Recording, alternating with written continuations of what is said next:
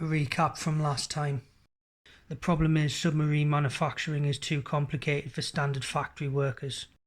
Parts that didn't quite fit were common, as were welds that had to be ground out and redone. As well as all these manufacturing issues, critical components would shake themselves apart, underwater hydraulics had issues, and general wartime shortages of vital equipment all plagued the Type 21.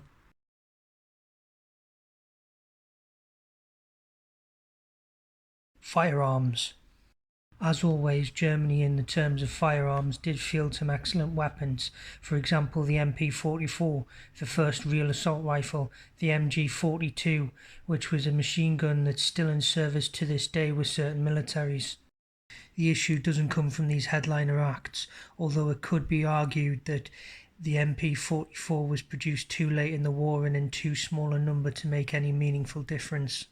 Instead, the issue comes from the, to turn a phrase, B-movies of guns, which are often forgotten about and neglected by historians.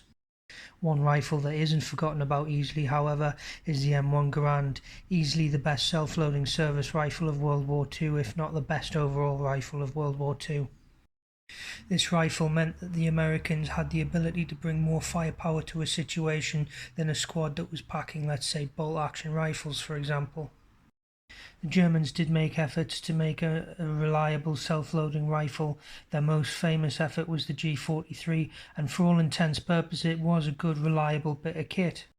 Produced between 1943 and 1945, totaling a whopping 402,713 units produced. Again, not insignificant, but a simple drop in the ocean compared to the Kar 98K with a whopping 14 million units produced total.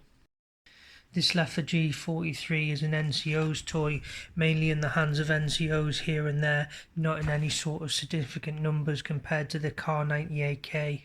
The G43s were technically successful. The G41s, their predecessors, were a total flop. Initially they were meant to be a leap into the future. Take the first G41 for example, made by Walther. It worked well in the sterile environment of the range, but once it got out into the field it turned out to be a nose-heavy nightmare. As well as being a nose-heavy nightmare, it was a nightmare to take apart and clean, requiring metaphorically a university education in mechanical engineering just to be able to clean it, and cleaning was a must because it kept getting fouling and corrosion from the ammunition, more so than other service rifles of the time. They produced 100,000 tops and then binned the product as a lost cause. The G41 made by Mauser, however, tried to be a self-loading rifle as well as a bolt-action rifle, dual purpose, but this didn't work out. It ended up working out more complicated than the first G41 and was prone to losing its zero as parts heated and shifted. Of the 6,673 that were produced, 1,500 had to be sent back. This is a failure rate that's so high it's almost 25%. Because of this high failure rate, they simply scrapped the project instead of trying to alter the design. Summary. So as by now you have undoubtedly seen, the Nazis were far from the technological master race that their propaganda depicts them as. Propaganda that is still pretty prevalent to this day. These franchises help to paint a picture of a seriously overpowered enemy with near limitless resources and of course infinite ammo.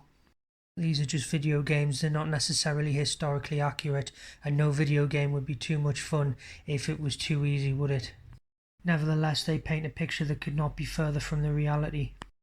The Nazi war machine was certainly dangerous and deadly, but invincible? No, it certainly wasn't that. As I have already said, supply issues plagued them just as much as the Allies, if not more so, because there were embargoes and sanctions on Germany from the start of the war.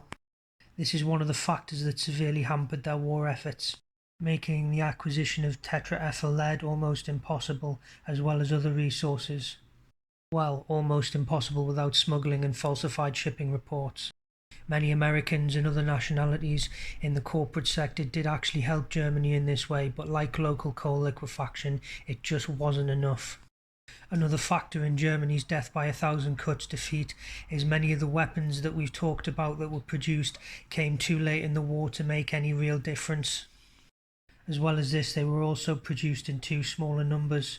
That's if they were any good at all. This leads us to our next point. Many of these weapons were a clever idea on paper but terrible in practice. And for a lot of the weapons that weren't that, they were just terrible. Whether it's because of ridiculous multi-role designs thrust onto it like the Heinkel 177, just being engineered to be too big to be of any use, like the Tiger and the King Tiger. All of these faults in one way or another can be traced back to poor planning and resource management. All these issues compounded by a drug-addled high command that had a master race complex and thought that even their bathroom waste was a gold-plated idea. That's all for now. Like, comment, share, subscribe and follow for more content just like this.